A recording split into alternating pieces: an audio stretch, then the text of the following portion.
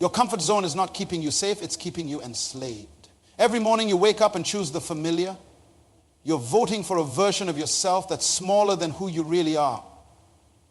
Society has conspired to convince you that comfort equals success, that routine equals stability, and that staying the same equals wisdom.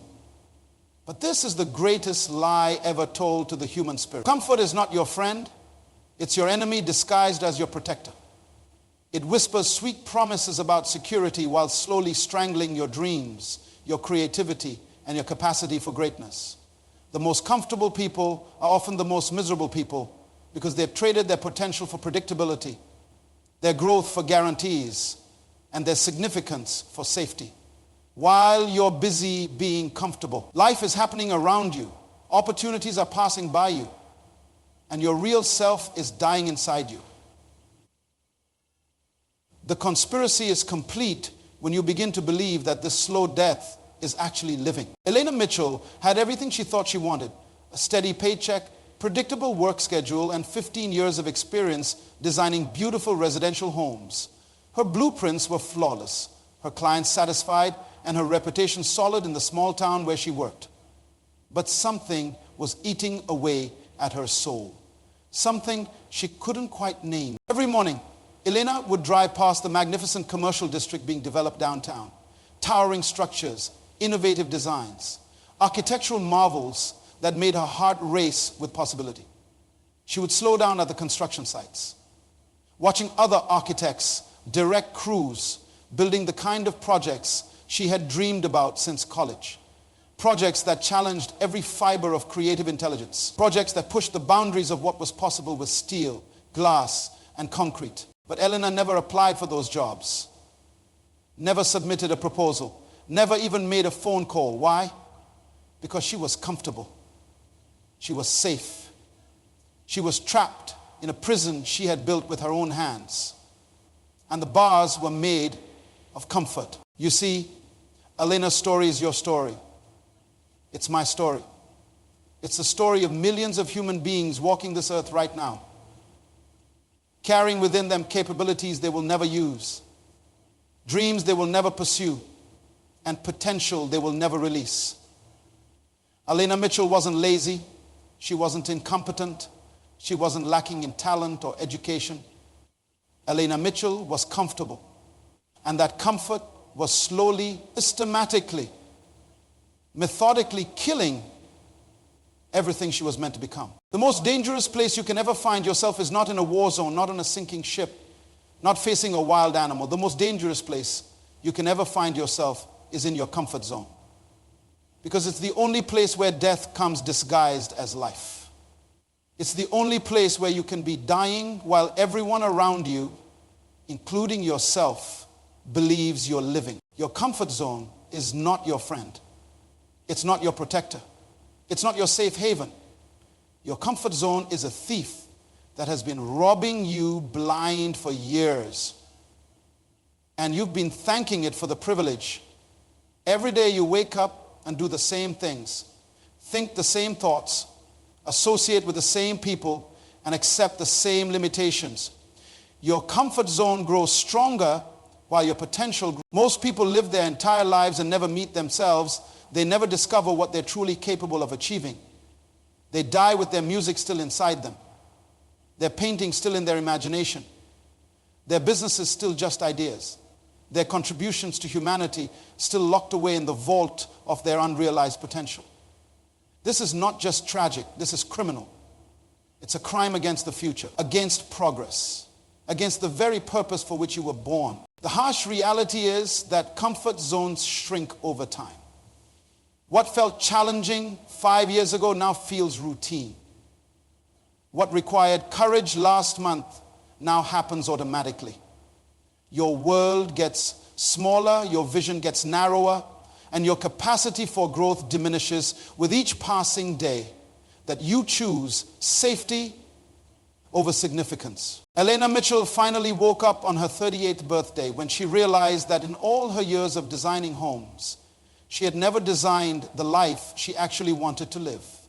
She was an expert at creating blueprints for other people's dreams, while her own remained scattered sketches in an old portfolio she rarely opened.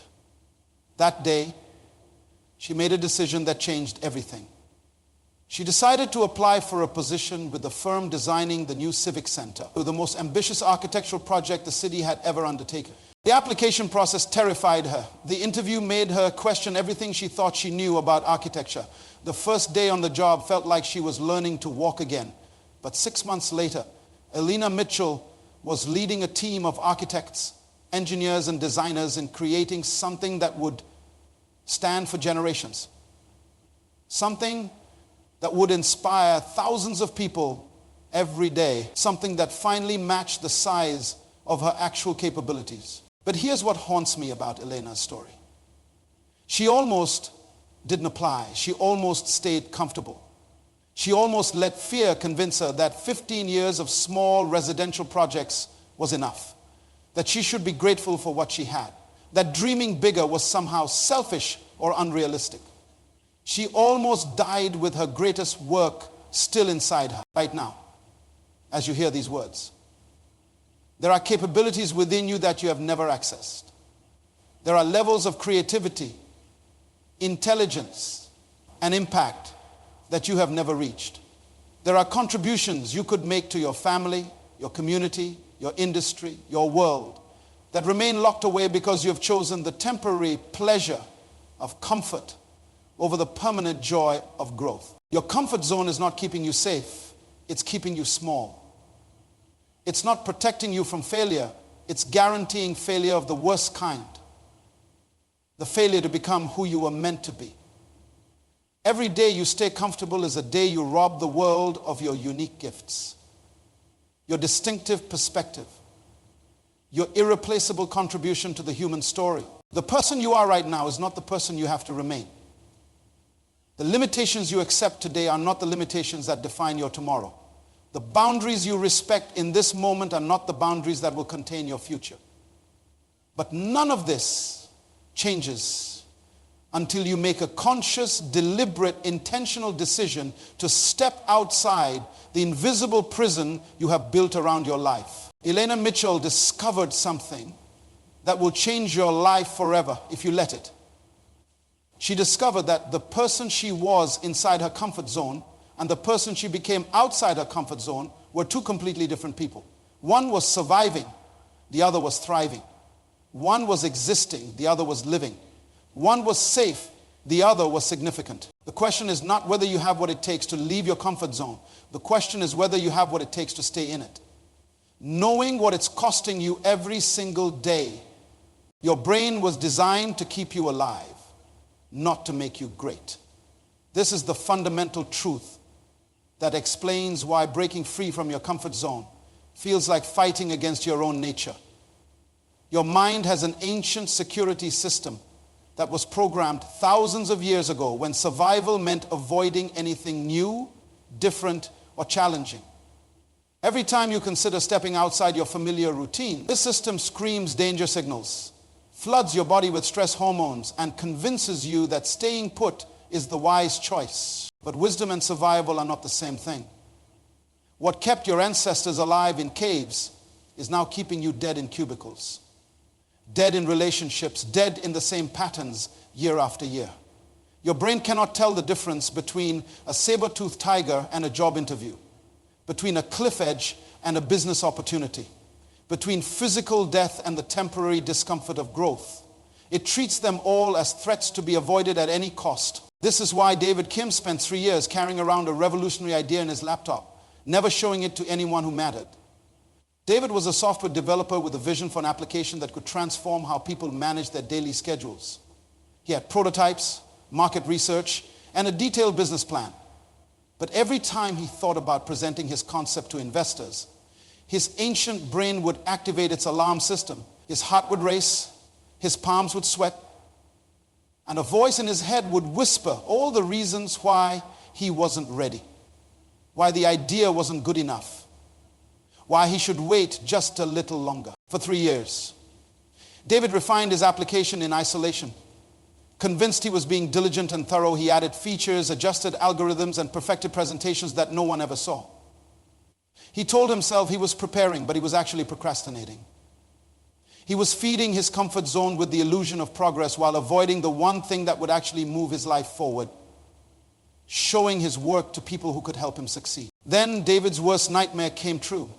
He opened his laptop one morning to find an article about a new application that had just secured $2 million in funding. The application was almost identical to his concept, created by someone who had spent less time perfecting and more time presenting. David realized with crushing clarity that his 3 years of comfort zone living had cost him not just an opportunity, but his opportunity.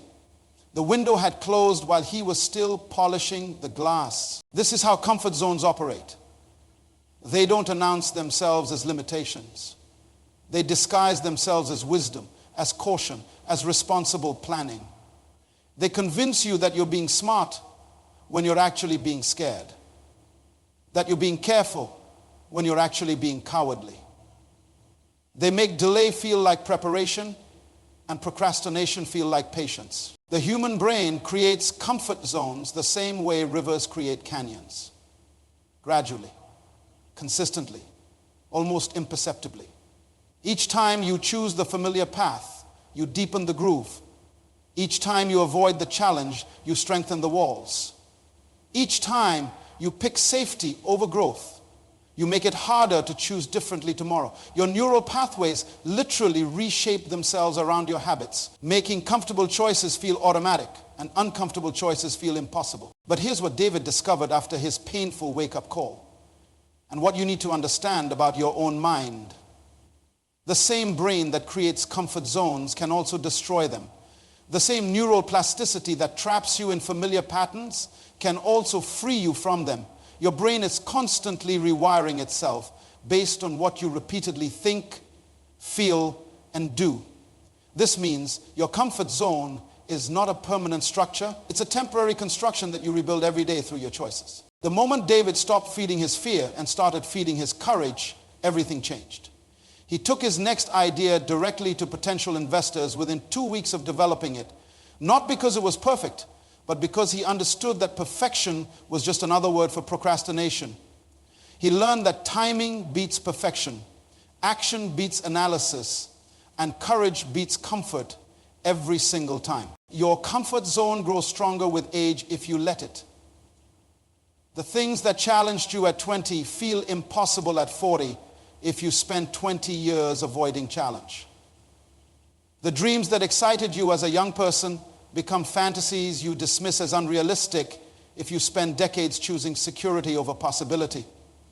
This is why some people become more adventurous and capable as they get older, while others become more fearful and limited. The difference is not age, health, or circumstances. The difference is the daily choice between growth and stagnation. The science is clear. Your brain will always prefer the path of least resistance, but your potential will always demand the path of most growth. These two forces are in constant conflict within you, and whichever one you feed becomes stronger. Every day you choose comfort, you're voting for a smaller version of yourself. Every day you choose challenge, you're voting for the person you're capable of becoming. David Kim's story didn't end with his missed opportunity. It began there. Because sometimes losing what you want is the only way to find what you need. The courage to stop hiding your greatness from the world. Inside every human being lies a reservoir of untapped power that most people never access in their entire lifetime. You have capabilities sleeping within you that are waiting for the right moment, the right challenge, the right crisis to wake them up. These abilities don't develop when life is easy. They don't emerge when everything is predictable. They only surface when you're forced beyond the boundaries of what you thought was possible. Rebecca Thompson learned this truth at 45 years old, when her doctor delivered news that changed everything. After routine tests revealed early signs of bone density loss, he told her that her sedentary lifestyle was accelerating her body's aging process. Rebecca had spent 2 decades as a dedicated high school teacher, pouring her energy into her students while neglecting her own physical health. She ate at her desk, skipped exercise, and convinced herself that mental work was enough to keep her sharp. The doctor's words hit her like a physical blow. If you don't start challenging your body now, you'll be facing serious mobility issues within 10 years. Rebecca left that appointment feeling defeated, old, and limited by time she couldn't get back. That night, she sat in her living room staring at a travel magazine someone had left behind, featuring a story about ordinary people climbing Mount Kilimanjaro. The photos showed people of all ages standing at the summit, their faces radiating accomplishment and joy she hadn't felt in years. Something stirred inside Rebecca that she hadn't felt since her college days. Not just interest, but hunger. Not just curiosity, but determination. She realized she had been living as if her capabilities were fixed, as if the person she was at 45 was all she would ever be. But looking at those photos, she understood that she had never actually tested her limits. She had only tested her comfort zone. Within 6 months, Rebecca had transformed not just her body, but her entire understanding of what she was capable of achieving. The training for Kilimanjaro revealed strength she didn't know she possessed, endurance that surprised even her personal trainer, and mental toughness that carried over into every area of her life. She started taking on leadership roles at school she had previously avoided, speaking up in meetings where she used to stay silent, and pursuing opportunities that once intimidated her. The mountain itself was just the beginning. Standing at 19.341 feet above sea level, Rebecca realized that the biggest obstacle she had conquered wasn't the altitude or the physical challenge. It was the voice in her head that had been telling her for years that she was too old, too out of shape, too set in her ways to attempt anything extraordinary. That voice had been lying to her for decades. Here's what Rebecca discovered that will change how you see yourself forever. Your limitations are not physical. They're mental. Your barriers are not external. They're internal. Your ceiling is not imposed by circumstances. It's imposed by the story you tell yourself about what you can and cannot do. When you change the story, you change the outcomes. The human body is designed to adapt to whatever demands you place on it. The human mind is designed to solve whatever problems you present to it. The human spirit is designed to rise to whatever challenges you accept. But none of these systems activate when you stay within familiar boundaries. They only engage when you venture into territory that requires more than you've ever given before. Every person walking this earth has Rebecca Thompson's mountain waiting for them. It might not be a physical mountain, but it's something that seems impossible from where you're standing right now. Something that would require you to become a different person than you are today. Something that would prove to yourself and everyone around you that you've been living far below your actual capacity. The question is not whether you have the power to climb your mountain. The question is whether you have the courage to find out what you're really made of. Breaking free from your comfort zone is not about taking reckless leaps into the unknown. It's about strategic stretching, deliberate discomfort, and calculated courage. Most people fail to escape their limitations because they try to change everything at once, overwhelming themselves into retreat. The secret is to expand your boundaries gradually, consistently, and with clear intention. Your comfort zone is like a muscle. If you never stretch it, it becomes tight and restrictive. If you stretch it too aggressively, it tears and forces you back to where you started. But if you stretch it progressively, it becomes stronger, more flexible, and capable of handling greater challenges. This is the principle that separates those who successfully transform their lives from those who remain trapped in familiar patterns. Start with what I call the 1% rule. Every week, choose one area of your life where you can push yourself just 1% beyond your current capacity. If you're afraid of public speaking, don't sign up to address 1,000 people. Instead, speak up once in your next team meeting. If you want to start a business, don't quit your job tomorrow. Instead, spend 1 hour this week researching your market. If you want to improve your health, don't attempt a marathon. Instead, walk for 10 minutes longer than you did yesterday. These small steps might seem insignificant, but they're rewiring your brain's relationship with discomfort. Each time you choose slight discomfort over complete comfort, you're proving to yourself that you can handle more than you thought. You're building what I call courage muscles that will serve you when bigger challenges arise. The next principle is environmental design. Your surroundings either support your growth or sabotage it. And most people never realize they're living in growth-killing environments. Evaluate the people you spend time with, the content you consume, the conversations you have, and the places you frequent. If everything in your environment reinforces your current limitations, you're fighting an uphill battle against yourself. Surround yourself with people who are already living the life you want to create. Read books by authors who have overcome challenges similar to yours. Listen to podcasts featuring individuals who have succeeded where you want to succeed. Visit places that inspire rather than depress you.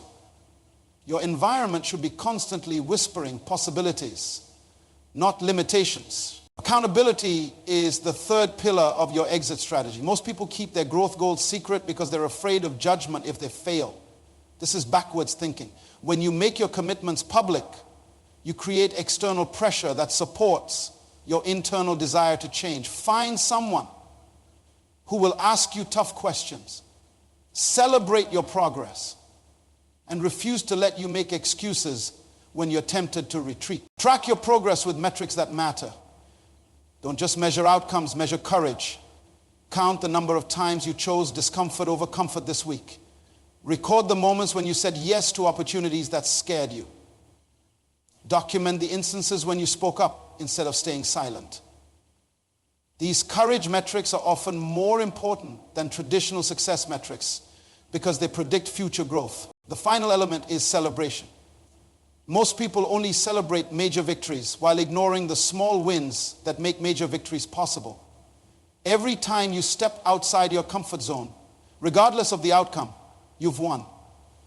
Every time you try something new, take a risk, or push past resistance, you've succeeded. These moments deserve recognition because they're the building blocks of transformation. Remember, your comfort zone didn't develop overnight, and it won't disappear overnight. But with consistent strategic action, you can expand it systemically until what once terrified you becomes routine, and what once seemed impossible becomes inevitable. The goal is not to eliminate discomfort from your life.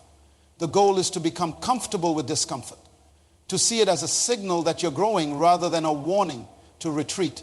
What does it look like when a human being operates at full capacity?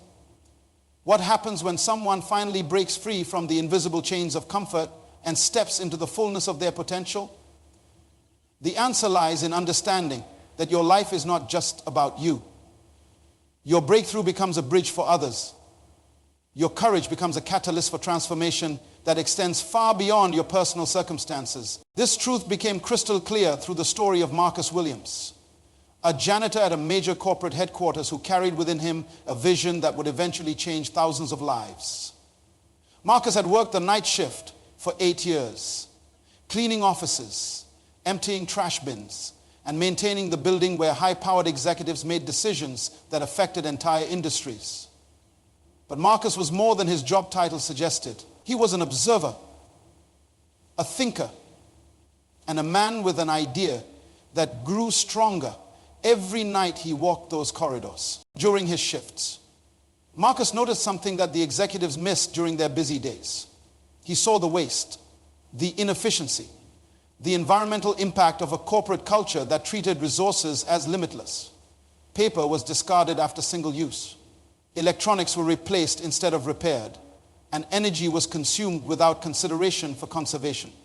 Marcus began calculating the financial and environmental cost of this waste, and what he discovered shocked him. The company was spending over $2 million annually on waste that could be eliminated through simple system changes.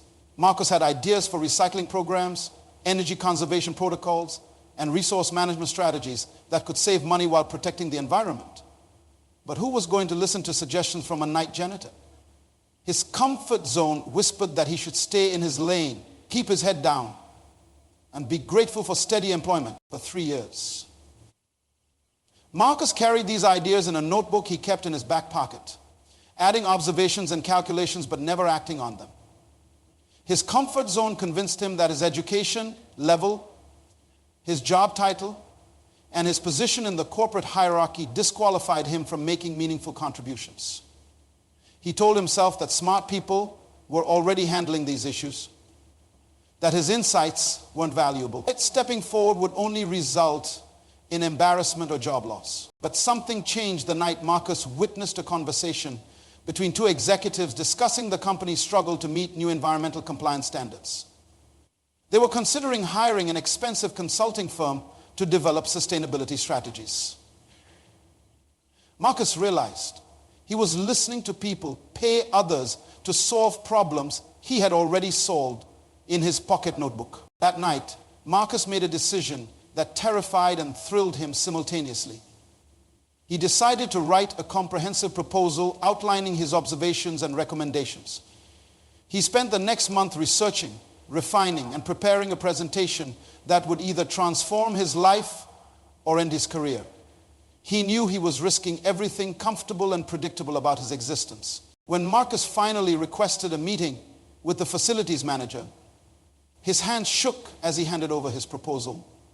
The meeting that he expected to last 5 minutes stretched to over an hour. The facilities manager called in the environmental compliance officer, who called in the operations director, who eventually called in the vice president of corporate sustainability. 6 months later, Marcus Williams was promoted to director of environmental innovation, leading a team of 12 people in implementing the cost-saving and environmental programs he had developed during his night shifts. The company not only saved the $2 million he had projected, but exceeded their environmental compliance requirements and received industry recognition for innovative sustainability practices. But Marcus's story doesn't end with his personal success. The programs he developed were eventually adopted by other divisions within the company, then shared with partner organizations, and finally published as case studies that influenced environmental policies across multiple industries. A night janitor's notebook became a catalyst for change that impacted thousands of businesses and millions of people. This is what happens when one person decides to live at full capacity instead of accepting the limitations imposed by circumstances, titles, or other people's expectations. Marcus's breakthrough created a ripple effect that continues to expand years after his initial decision to step outside his comfort zone. His courage gave others permission to share their ideas, regardless of their position or background. Your potential is not just about what you can achieve for yourself. It's about what becomes possible for others when you demonstrate that limitations are choices, not facts. When you break free from your comfort zone, you don't just change your own life, you change the trajectory of everyone who witnesses your transformation. You become proof that ordinary people can accomplish extraordinary things when they stop accepting ordinary as their ceiling. Every day you remain in your comfort zone. You're not just limiting yourself. You're limiting your children who learn from your example that settling is acceptable. You're limiting your colleagues who might find their own courage if they saw yours. You're limiting your community, which needs your unique contributions to solve problems and create opportunities. You're limiting the future, which depends on people like you refusing to accept the status quo. The choice you face right now is not between success and failure. It's between significance and insignificance, between impact and invisibility, between living as the person you are and becoming the person you were created to be. Marcus Williams could have remained a janitor for 30 years, retired with a modest pension, and been forgotten within a generation. Instead, he chose to risk comfort for contribution, security for significance, and familiarity for fulfillment. The comfort zone is not protecting you from anything except your own greatness. Today, right now, in this moment, you have the power to make the same choice Marcus made. You can decide that your ideas matter, that your dreams deserve action, that your potential demands expression. You can choose to step into the unknown territory where your greatest contributions are waiting to be born. The world needs what you have to offer, but it will never receive it as long as you remain hidden in the safety of what you've always done. Your time is now. Your moment is here. Your potential is calling. The only question that remains is whether you'll answer.